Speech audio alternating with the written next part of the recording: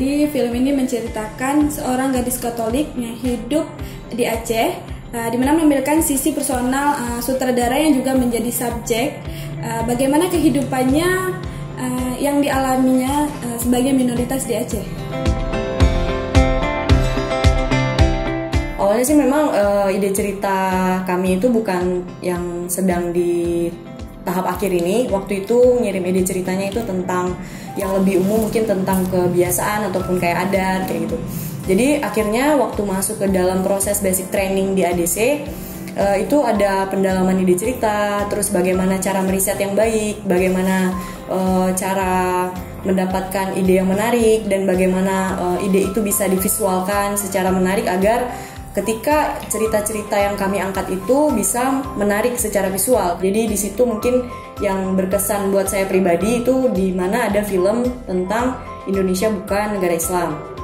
Jadi situ waktu mungkin di sini kami semua nonton, tapi itu kenapa berkesan sekali buat saya? Ketika saya nonton film itu ada kayak saya merasakan saya juga seperti di film itu, tapi kondisinya terbalik. Jadi waktu itu setelah saya nonton film itu, saya pulang dari basic training, kemudian kami berembuk. Dari hasil rembukan itu kami menyimpulkan bahwa akhirnya merubah ide cerita total, bahkan tidak hanya dari segi ide dasar, sampai isi proposal pun berubah. Dan kemudian kami disempatkan untuk meriset lanjutan ulang untuk pendalaman ide cerita. Jadi waktu itu saya mendapatkan ide, wah ini kayaknya menarik tentang keberagaman. Jadi di mana waktu itu kami menyimpulkan, oh ya sudah, akhirnya tentang keberagaman, maka menyimpulkan judulnya minor.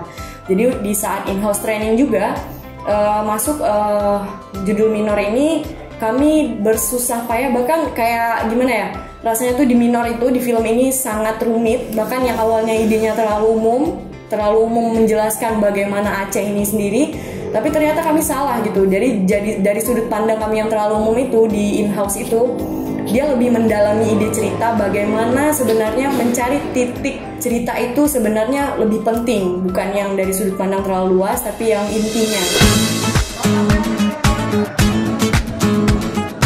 Untuk proses syutingnya, kami rasa proses syuting ini sangat panjang, dan pada saat di lapangan saya sebagai sutradara dan juga menjadi seorang kameramen merupakan itu sebuah pengalaman perdana saya dan pengalaman tantangan buat saya sendiri gitu, menjadi seorang kameramen dan juga saya menjadi sutradara. Bagaimana mikirkan bagaimana nih gambar mana atau angle mana yang bagus untuk diambil gitu. Selain itu, selama proses syuting ini menjadi tantangan sendiri, di mana saya harus masuk ke ruang lingkup teman saya sendiri yang berbeda agama dengan saya, hal yang nggak pernah saya alami ataupun rasakan sebelum-sebelumnya gitu kan. Itu menjadi tantangan sendiri buat saya.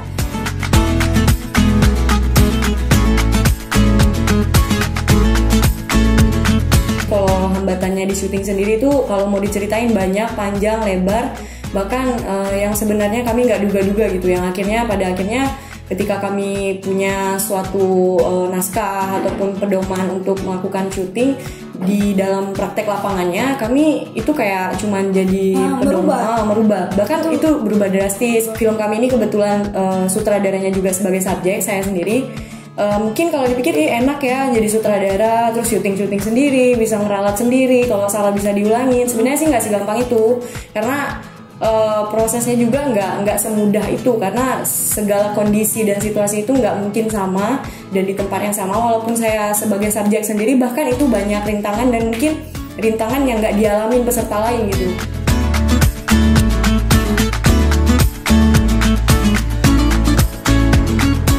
Kalau syuting kan capek, semua serba marah-marah, terus sensi. Yang awalnya mungkin nggak sempet makan, apalagi kayak kebetulan kami partner berdua, salah satunya subjek, yang satu harus berkorban jadi kameramen. Jadi di mana si kameramen ini ya saya makan, dianya kayak sibuk sama kamera gitu ya. Lihat doang gitu ya. Dan yang lucunya buat saya sendiri, sebenarnya saya waktu itu mau ketawa karena saya subjek. Jadi saya kayak sadar kamera saya sadar kamera terus antara mau ketawa karena kebetulan kan partner saya ini orangnya kecil-kecil imut gitu ya, jadi sama alat itu lebih tinggi alatnya. Jadi waktu pasang tripod untuk kamera, Jadi dimana alatnya itu lebih tinggi sama partner saya, jadi mungkin dia kesusahan. Jadi bagi saya lucu, cuma saya mau ketawa tapi susah. Mungkin sama dia ada juga yang lucu, saya nggak tahu. Mungkin bisa diceritakan. Kalau sisi lucunya itu mungkin ada satu scene dimana dia tidur, jadi dia nggak pernah mungkin lihat proses dia tidur gimana, apa yang dia lakukan. Jadi ada gaya-gaya, mungkin ada gaya-gaya yang tidak pernah terlihat di dalam kamera, tapi saya bisa menangkap gaya-gaya dia tidur gitu. Belum lagi pada saat proses syuting itu keluarganya nih makan, saya mikir ya udah lapar banget gimana ya, tapi nggak mungkin dong orang nih makan enak, ya udah nanti kira-kira udah habis semua baru kami makan. Rasanya itu nyus kremes gitu, jadi ada kayak apanya itu, ini masih jadi ada kriuk-kriuknya itu seperti itu. Mungkin kalau seandainya saya bukan subjek, mungkin itu momen-momen intim yang di dalam itu personal kan susah untuk didapat. Jadi ketika masuk ke keluarga saya juga gimana gini, bapak saya gimana, karena keluarga saya sendiri anti dengan kamera, dimana kalau partner saya ngambil gambar gitu kayak buat bercanda gitu, kadang malah kayak usil ya. Kok jadi aku terus yang dia piye jalan. Muncul muka, iya. lihat kamera gitu. Jadi kesusahannya di situ juga, itu antara lucu sama bikin stres, karena ya subjeknya juga kebetulan ya nggak tahu lah, mungkin ada kendala-kendala yang orang nggak sampai pikir ke situ. Dipikir ya saya sebagai sutradara sebagai mudah bisa di set lah sedemikian rupa, ternyata tidak seperti itu. Naskah yang udah kami buat itu menjadi pedoman. Pas proses editing tuh semua cerita dibolak-balik, tidak seperti naskah yang tertulis gitu. Jadi sesuai momen, sesuai footage yang kami dapatkan gitu. Pada saat proses editing ini kami ada 4 tahap, dari rokat 1 sampai rokat 4. Nah pada saat rokat 1 ini dimana kami bagaimana mengolah strukturnya itu dapat dicerna atau dapat dinikmati oleh penonton gitu kan. Jadi pada saat rokat 1 masih dilihat struktur ceritanya, pada tahap rokat 2 itu sudah mulai lebih continuity pengambilan gambar ataupun penyusunan gambar yang kami edit. Pada rokat 3 itu sudah lebih detail lagi, mulai dari berbagai perpindahan gambarnya itu harus semulus dan membuat penonton itu pada saat melihat film kami itu tidak bosan gitu. Kemudian pada tahap keempat nih, dimana cerita kami ini sudah fix bisa ditonton oleh masyarakat banyak dan bakal dilanjutkan oleh proses editing online.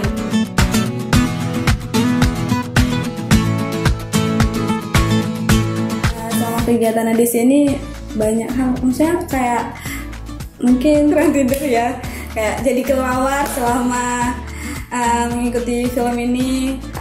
Itu menjadi sebuah hal ya, tantangan juga sih mungkin buat orang-orang yang nggak biasa begadang, mau nggak mau harus begadang, karena kita tuh dikasih timeline waktu ataupun deadline setiap semua kegiatan selama proses ADC ini. Kita punya timeline gitu, jadi memang kita tuh ditekan, bisa dikatakan saya ditekan dalam artian bukan penyiksaan sih, tekanan kita untuk menjadi orang yang on time sesuai aturan yang ADC berikan gitu. Jadi kami juga diberikan supervisi di sini ya. Supervisinya luar biasa.